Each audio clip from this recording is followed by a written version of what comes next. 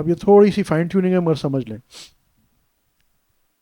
کہ جو ہمارے بنیادی 4 سلسلے ہیں اس میں تو ہم یہاں رائج طریقہ یہی کہ ہم کسی بزرگ کے ہاتھوں پہ بیعت کرتے ہیں فزیکلی.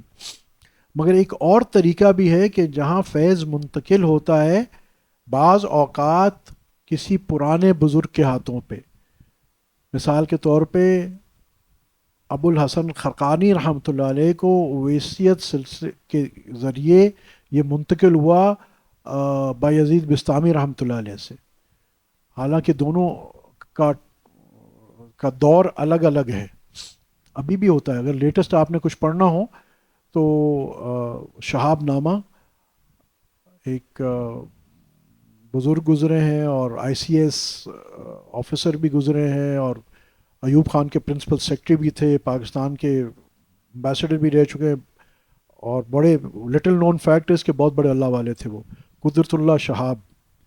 آپ ان کا شہاب نامہ پڑھنے سے لائق رکھتا ہے. اس میں آپ کو بہت ساری چیزیں ملیں گی. ایک تو آپ پاکستان کی تاریخ کے علاوہ یہ جانیں گے کہ ہندو مسلمانوں کے ساتھ کیا سلوک کیا کرتے تھے اس زمانے میں. جو آج لوگوں کو ایک اشکال ہوتا ہے نا پاکستان نہ بنتا تو اچھا تھا, آپ پڑھے تو صحیح نا وہاں کیا مسلمانوں کا درگت بنتی تھی. تو اینی وے اس میں ان کو اویسیت کے ذریعے فیض حاصل تھا قدرت اللہ شہاب رحمۃ اللہ علیہ کو. یہ عجیب شخصیت تھے. آپ پڑھیں گے تو اس میں کئی واقعات, اور عجیب بات یہ کہ apparently it is a biography, ان کی اپنے سوانح عمری ہے, مگر آخر میں وہ جیسے یہ عمدۃ السلوک میں حضرت نے ذکر اذکار لکھے ہیں اور تعویذات لکھی ہیں, اسی طرح قدرت اللہ شہاب رحمۃ اللہ علیہ کی اس ہے چھوٹی سی 800-900 صفحے کی کتاب یا زیادہ, مگر پڑھنے کے لائق رکھتی ہے. اور وہ اتنی دلچسپ ہے کہ مجھے یاد ہے جب میں نے پڑھنا شروع کی تھی تو گھر والے بیزار تھے کیونکہ کھانے کے ٹیبل پہ بھی وہی ہوتی تھی اور رات تک وہی ہوتی تھی بہت.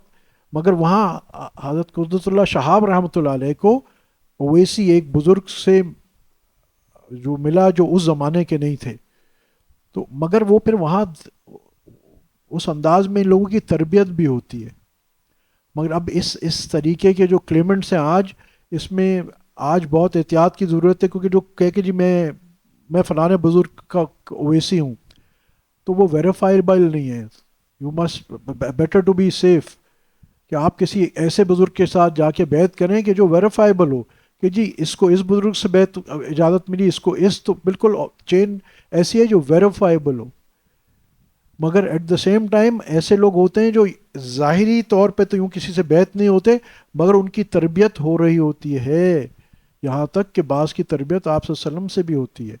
بہرحال یہ ایک الگ وہ چیز ہے ہمارا. ہم تو اپنی یہ دیکھیں کہ کسی شیخ حق سے جا کے جس کا سلسلہ اوتھینٹکلی چین ہے, سید زوار حسین شاہ رحمۃ اللہ علیہ, ان کے شیخ خواجہ سعید رحمۃ اللہ علیہ, ان کے شیخ فضل علی قریشی رحمۃ اللہ علیہ, ان کے شیخ خواجہ سراج الدین رحمۃ اللہ, تو اس چین سے چلا اوتھینٹک ویریفائبل.